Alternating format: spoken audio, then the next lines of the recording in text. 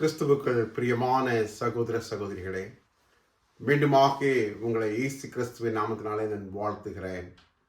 கடந்த புற 4 மாதங்களை கர்த்தர் கண்ணின் மணி போல பாதுகாத்து ஆசீர்வதித்து இந்த 5ஆம் மாதத்தின் 1வது நாளை காணும்படியாக கர்த்தர் கிருபை செய்திருக்கிறார். இந்த தேவனுக்கே கனமும் மகிமையும் உண்டாவதாக.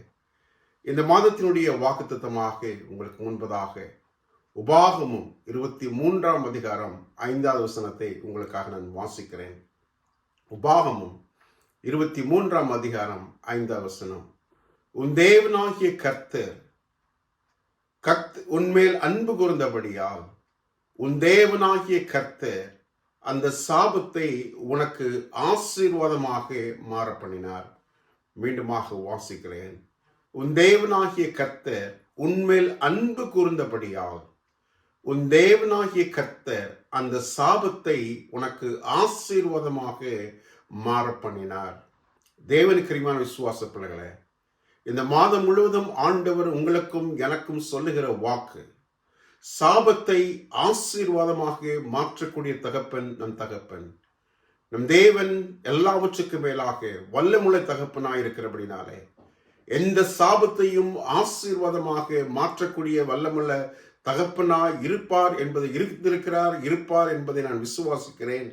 நீங்களும் விசுவாசிப்பீர்கள் என்பதை நம்புகிறேன். ஏனென்று சொன்னால், கடந்த நாட்களை நடத்தின தகப்பன் இந்த நாட்களிலும் இந்த மாதம் முழுவதும் எல்லாவற்றுக்கு மேலாக ஒவ்வொரு நாட்களிலும் கர்த்தர் நமக்கு வரும் சாபத்தை ஆசீர்வாதமாக மாற்றக்கூடிய தகப்பன். இதை புரிந்து கொள்ளும்படியாக வேதத்திலிருந்து உங்களுக்கு முன்பதாக ஒரு உதாரணத்தை வைக்க வேண்டும் என்று சொல்லி நான் ஆசிக்கிறேன். என்னாகமம் 22ஆம் அதிகாரத்தை 23ஆம் அதிகாரம் 24ஆம் அதிகாரம் இந்த 3 அதிகாரங்களை வாசிப்பேன் என்று சொன்னால், தேவன் எப்படியாக நம்முடைய சாபத்தை ஆசீர்வாதமாக மாற்றுகிறார் என்பது நமக்கு புரிந்த ஒரு காரியமாக அல்லது அறிந்து கொள்கிற ஒரு காரியமாக இருக்கும் என்பதை விசுவாசிக்கிறேன். பாலாக்கு எனப்பட்ட ஒரு ராஜா இருக்கிறான். அந்த ராஜா இஸ்ரவேலுக்கு விரோதமாக போர் செய்ய வேண்டும் என்று நினைக்கிற சமயங்களில் அவனால் என்ன செய்ய முடியும்னா மேற்கொள்ள முடியவில்லை. ஆகவே சூழ்ச்சிகளை உருவாக்கி அவன் என்ன செய்யறான்? பிலேமேன் எனப்பட்ட தீர்க்கதரிசியை அவன் அழைக்கிறான். பிலாமையை அழைத்து அவன் சொல்லுகிறான், எப்படி ஆகிலும் இந்த ஜனங்களை நீ சாபத்துக்குள்ளாக வைக்க வேண்டும் என்று சொல்லி அவன் அழைத்து அவனுக்கு கனம் பண்ணுவேன், நிறைய காசுகளை கொடுப்பேன் என்று சொல்லி அவன் என்ன செய்யறான்னு சொன்னா வெகுமதியில கொடுப்பேன் என்று சொல்லி அவனை அழைத்து அவனை நயவசை காட்டி எப்படியாகிலும் இந்த இஸ்ரவேல் ஜனங்களை சபிக்கும்படியாக ஆண்டுடைய தீர்க்கதரிசியாகிய பிலாமையை அவன் அழைக்கிறான் என்பதை நாம் அறிந்திருக்கிறோம். அதற்கு தேவன் கருமையான விசுவாச பிள்ளைகளை வேதம் சொல்லுகிறது. 22ஆம் அதிகாரம் 12வது வசனம்.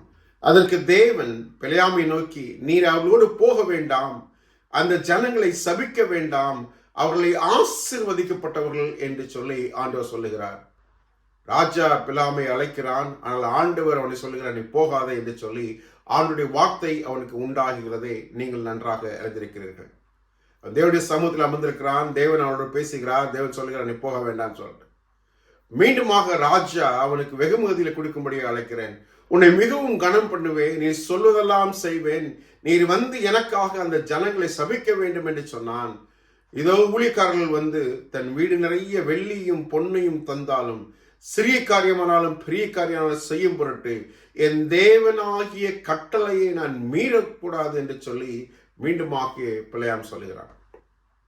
ராஜா நயவஞ்சகம் காட்டுகிறான். பொன்னையும் வெள்ளையும் பொருளையும் கொடுப்பேன் என்று சொல்லுகிறான்.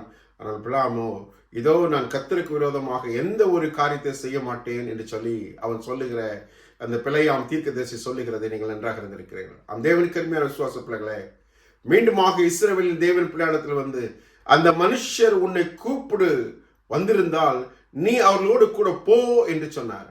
முதல்ல போக வேண்டாம்னு சொன்னார். 2வது சொன்னார், நீ அவர் கூட போ அப்படின்னு சொல்லி ஆண்டவரே என்ன செய்யறான்னு சொன்னா பிள்ளையாமை போய் சொல்லுகிறார்.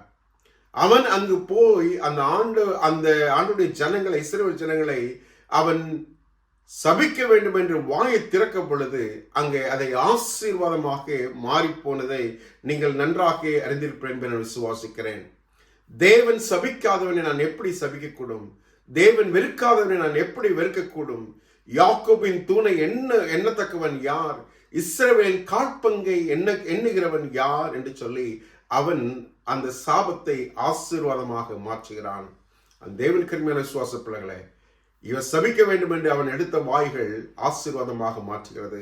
தேவன் அவர்கள் மூலமாக, பிள்ளையார் மூலமாக சாபத்தை ஆசீர்வாதமாக மாற்றினார் என்பதை பார்க்கிறோம். அதே அதிகாரத்திலே பார்க்கும் பொழுது மீண்டுமாக 3வது முறையாக அவன் என்ன செய்றான்?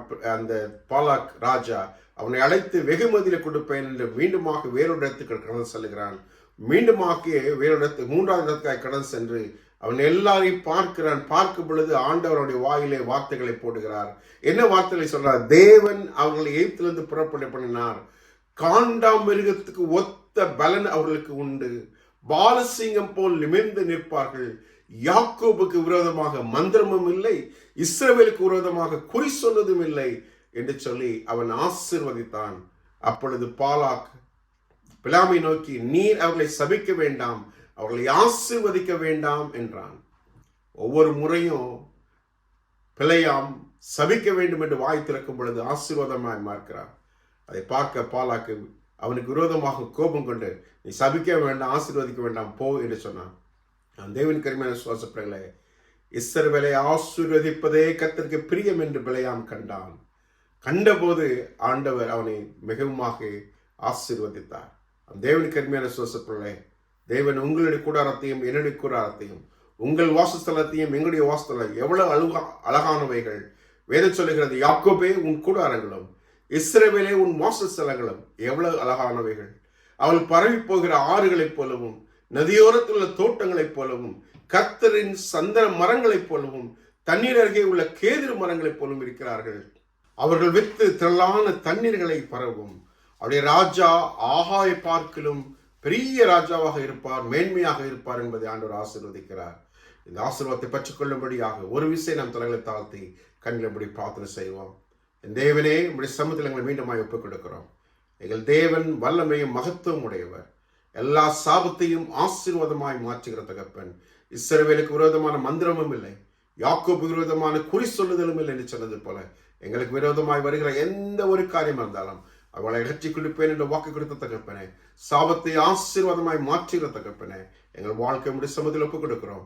எங்களை தாழ்த்துகிறோம், அர்ப்பணிக்கிறோம், ஒப்புக் கொடுக்கிறோம். ஏற்றுக்கொள்ளி வழிநடத்தி ஆசீர்வதிக்கும்படியாய் எங்கள் மீட்பர் ரட்சகரமாகிய இயேசு கிறிஸ்துவின் இன்ப நாமத்தில் நாங்கள் ஜெபிக்கிறோம்.